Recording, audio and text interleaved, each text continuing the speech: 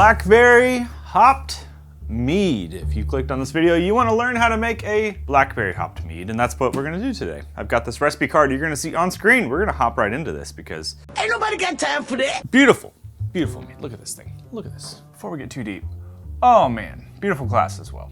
This mead is pretty clear for being hopped. Also very, I'd say, decently easy. On like a scale of, level 1 brew to level 10 brew, this is probably like a 5. You're gonna need some hops. Obviously, that's an element here. So on that recipe card, you saw 2 different kinds of hops, but the fun thing is you can play with any sort of hops in the universe, and there are hundreds, thousands, millions of hop combinations you can choose.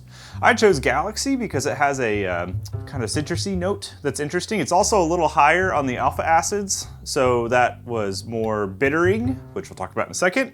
And the other one is Sonnet hops. Sonnet hops are more lower alpha acid, but 2, they have this really interesting honeysuckle aroma / taste, and I wanted to use those for a dry hop because dry hopping gets more of the aromatics of the hop itself.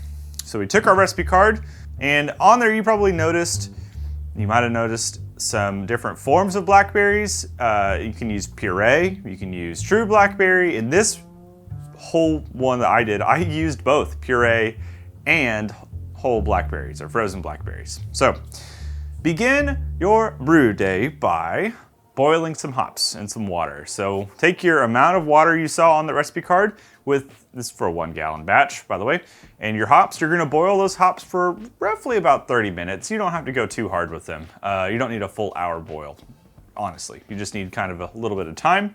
This is the bittering charge. This is the time when your hops are getting and the alpha acids are isomerized, and so essentially it creates the bitterness. That's what you're getting there.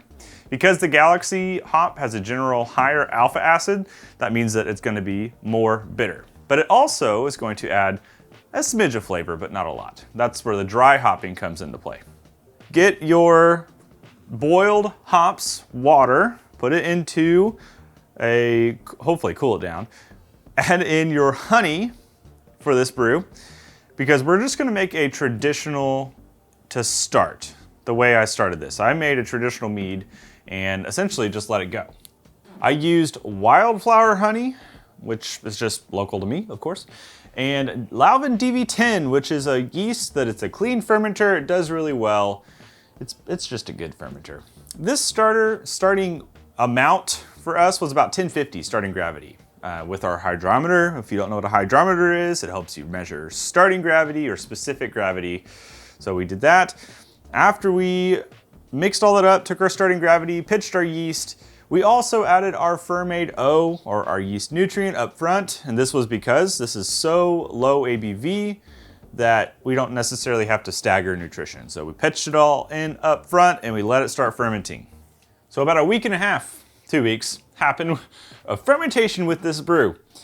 We noticed it was starting to slow down, the airlock had slowed down a little bit, so we went ahead, took another gravity reading, specific gravity reading, found out 1.000, so we took our beginning number and our ladder number, 1.050, 1.000, found out we're at a 6.5% ABV brew, and it was time for us to go to the next step.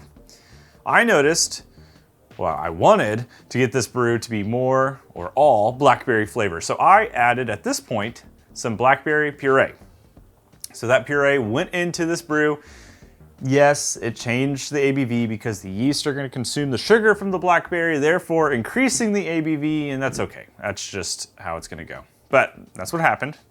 We went ahead and added blackberry puree. We let that set for about 4 or 5 days. I tasted it and noticed, well, that wasn't quite enough. Like there wasn't enough flavor coming from a blackberry puree. So then I added true blackberries. I just bought some, I put some pectic enzyme on them, and at that point I dumped them into the brew. This is to get more flavor. We let those set for roughly about 7 days. At that 7-day mark, I went ahead and dry hopped this. I took my Sonnet hops, which have that honeysuckle kind of taste. I dumped them right in with all of that. Little fermentation was still kicking up, and that's okay. About 2 days of dry hopping on all those things with all the other fruit, and we racked it into a new container. Our ABV has changed. I don't know to exactly what. I don't really care. but it's probably 7.5 or something like that at this point.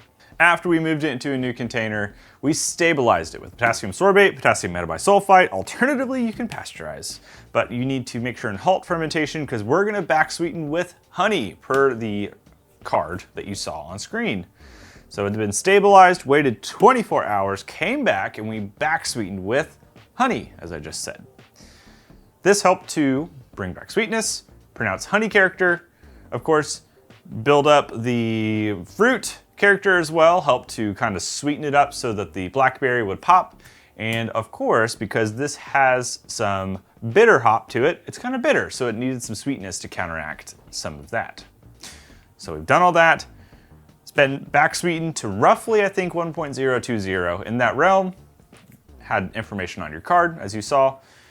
We let it set for a little while longer, hoping to see some stuff fall to the bottom. It wasn't super clear at the beginning because what I did was I kegged it. You know, I let things fall down to the bottom. I threw it into a keg, force carbonated it, and the first probably 3 or 4 pints of it were not very clear, but as you can see, it is pretty dang clear. I mean, you can almost see my face through there.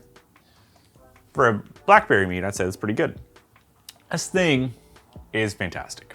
I've never done a blackberry hopped mead. I've done a blueberry, I think blueberry, some sort of berry hopped mead.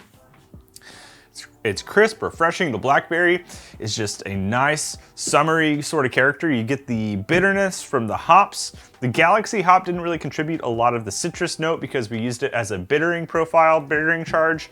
The Sonnet hop provides more of that floral kind of character, so not a ton of citrusiness happening here, but we don't really want that because it would compete with the blackberry. But we get the honey, we get the bitterness, we get a little bit of that hopped honeysuckle kind of character here. 7-ish% roughly. Super dangerous, super crushable. Gonna kill this glass way quickly. This mead's really fun, and what's cool is you can sub out your hops. You can say, I don't want to use Galaxy, I have this, or I don't want to use Sonnet hops. I want to use this sort of hop.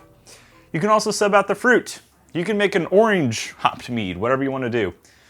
This was a fun combo. I really like this. The process is the same. Choose your different fruits, choose your different hops, and go for it. See what you can make. At the end of the day, mead making is about the journey that you walk on. So if you decide to make something totally different than the recipe card that you're seeing on screen, that's okay. But here's what's important. Let me know. Let me know what you did. Take my recipe card, mess around with it, do something different, and come back and say, hey, I started with this base idea, and I made this thing, and it turned out great, because guess what? People in the comments are gonna be looking for that kind of stuff. So we need to report the data. Give me your opinion on these things. Maybe try the recipe itself, try a variation of it, but give it a shot. Hops are fun. If you want to learn about hopped mead, I have a video featuring 40 hopped meads. I boiled and did a whole thing with 40 different hops for a video this year. Absolutely psychotic, but it was super fun. I tried 40 different ones and I learned so much about it. Go try one. Just see if you can try one thing. Check out that video if you want to learn about the hopped mead world and give it a shot. I'd love to see what you have to say about it in the future. So thank you for watching. Check out that recipe card. Check out those videos I referenced, and I hope to see you in the future with another video. Cheers.